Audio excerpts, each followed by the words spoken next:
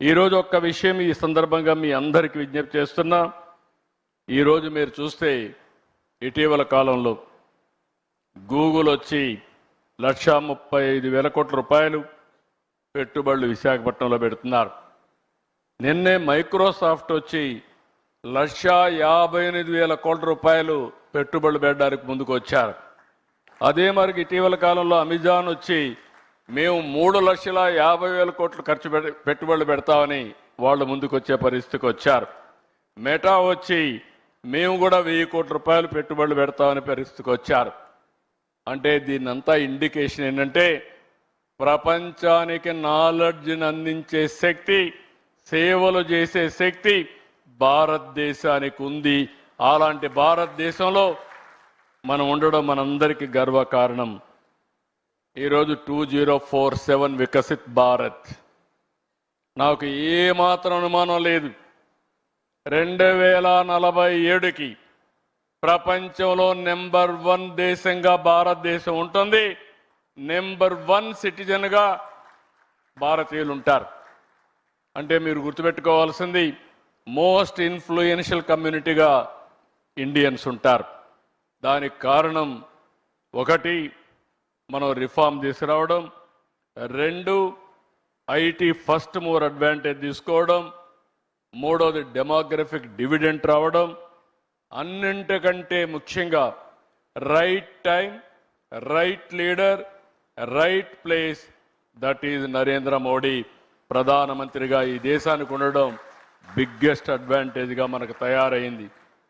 ఒకప్పుడు ఇండియన్స్ అంటే మనం అందరం కూడా నామోషిగా ఎక్కడన్నా బయట పోతే చిన్నగా చూసేవారు. ఈరోజు కాళ్ళరెత్తుకునే తిరిగే పరిస్థితి వచ్చిందంటే అది ఈ దేశానికి నరేంద్ర మోడీ గారు ఇచ్చినటువంటి గొప్ప పేరు తెచ్చారని చెప్పి కూడా నేను మీకు తెలియజేస్తున్నా. అయితే 2047కి ఇండియా నెంబర్ 1 కంట్రీ అయితే ఆంధ్రప్రదేశ్ రాష్ట్రం స్వర్ణ ఆంధ్రప్రదేశ్గా 2047కి 2.4 ట్రిలియన్ యుఎస్ ఎకానమీగా, అదే సమయంలో $40,000 పర్ క్యాపిటల్ ఇన్కమ్గా ముందుకు పోతున్నాం. ఈ 2 సాధ్యం.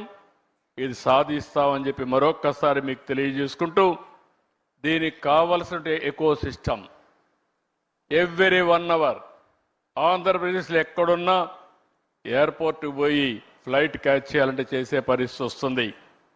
ఇంకో పక్క rail connectivity, one of the best rail connectivity తీసుకొస్తాం.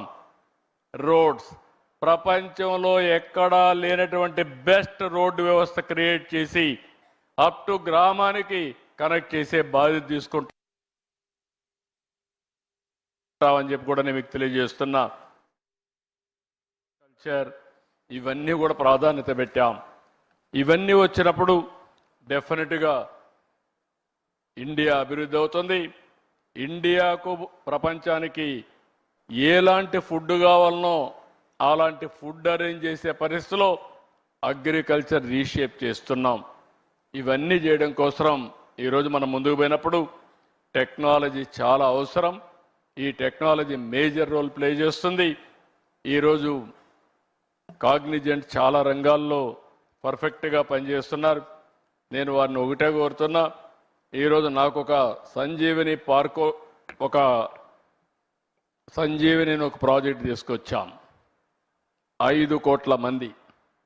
Microsoft is working, not Microsoft, Bill Gates is working with me.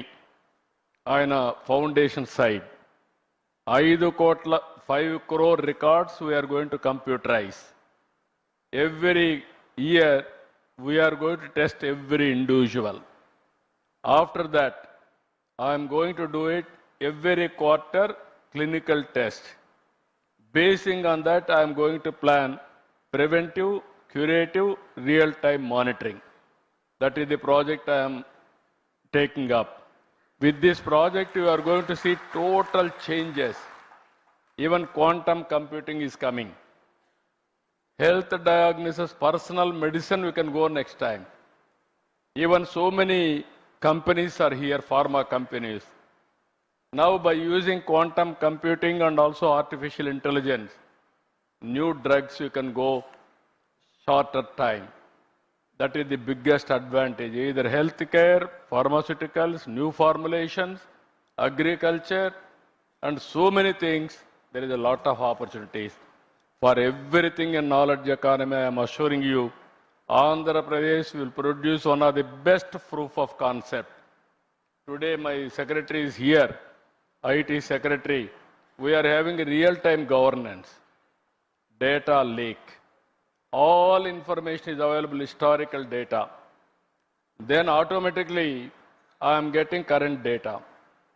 Around 45 parameters real time I am collecting, either groundwater, surface water, reservoirs, temperature, air quality, everything.